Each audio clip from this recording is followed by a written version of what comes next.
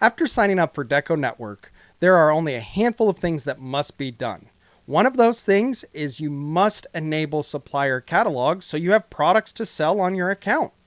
So within the admin product section here, we can select the catalogs. And from here, we can select the supplier catalogs that we want to offer. You can easily sort by your region, so you're only seeing the suppliers that are available where you're located.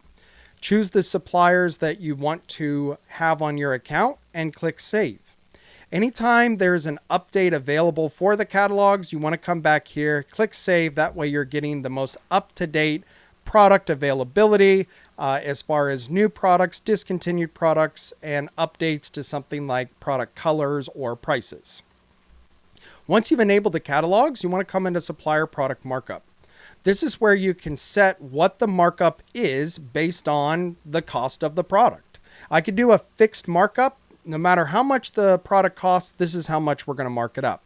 Or I can actually be looking at the cost of the blank and be marking it up a different percentage amount. So maybe if a product comes in with a cost under $5, we do a 65% markup. If it costs between 5 and 10, 60, 10 to 15, 55, 15 and above, we'll mark it up 50% to keep ourselves just very competitive. After I've enabled my catalog, set my product markup, the last thing I must do is come into supplier account details. Now, not every supplier has the ability to look at smart purchase orders or live inventory levels. So over here, you can see what suppliers support smart PO integration and which have the ability to relay inventory levels. If we go into a supplier that is capable of this, we click Edit, and down the bottom, we can enable smart PO integration and input our account credentials and follow the instructions. Each supplier is different. Sometimes I need to email the supplier, get an API key. Sometimes I just put in my information here and email the supplier and they flip a switch on their end. So always look at these instructions.